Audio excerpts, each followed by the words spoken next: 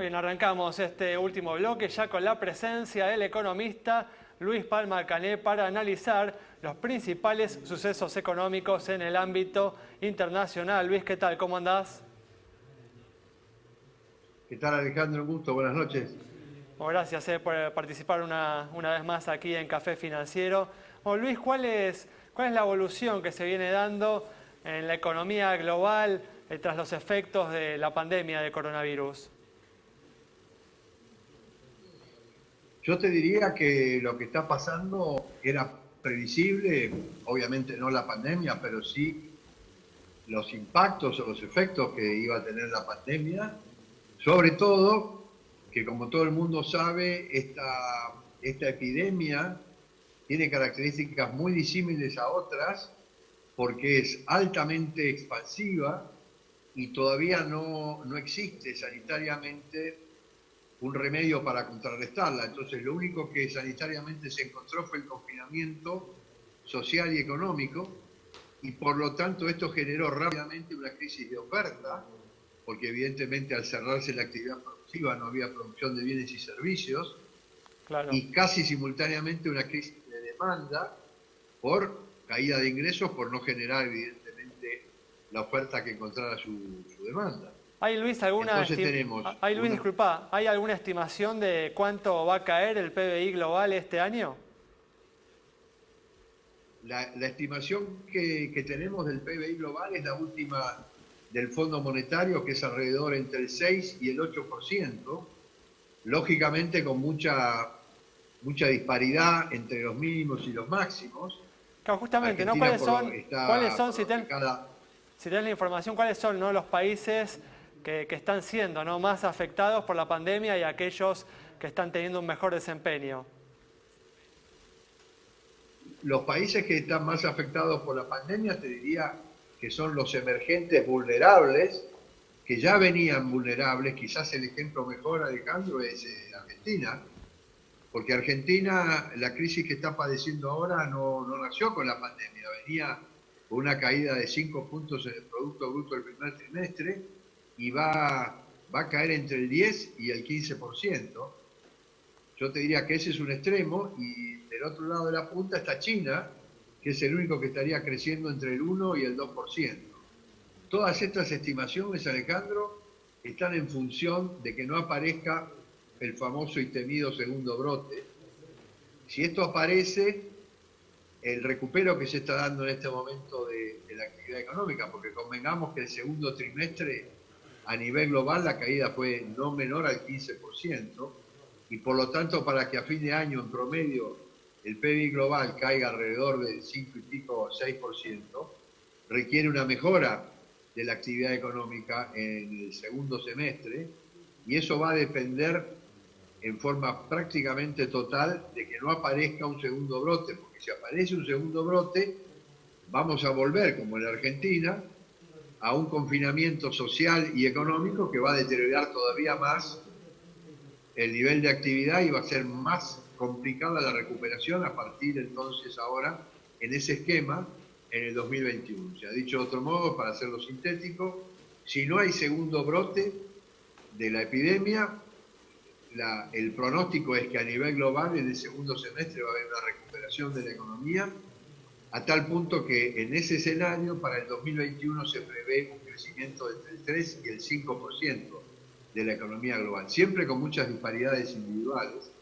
Pero, de nuevo, si aparece, a fuerza de ser repetitivo, un segundo brote, bueno, entonces la cuestión cual y cuantitativa que estamos hablando acá va a ser mucho más complicada. Sí, Luis, acá está Melina Manfredi, que también te quiere hacer una pregunta. Hola Luis, ¿qué tal? ¿Cómo no? Quería preguntarte ¿Qué por tal? las medidas que tomaron los bancos centrales, los gobiernos del mundo.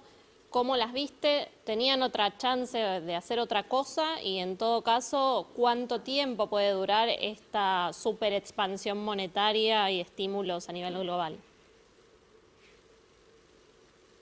La respuesta es muy clara y muy concreta. Si algo aprendimos en la crisis del 2008-2009, gracias a Bernanke, fue que era fundamental para detener una crisis económica semi-global, como fue en aquel momento, con políticas financieras y fiscales de estímulo, Las políticas financieras de estímulo básicamente son la fuerte inyección de dinero a través del Banco Central, fuerte baja de la tasa de interés, y las políticas fiscales de estímulo son básicamente la baja de los impuestos personales y empresarios, precisamente para levantar el consumo y que no caiga la inversión por otro lado, y también un importante apoyo de inversión en obra pública.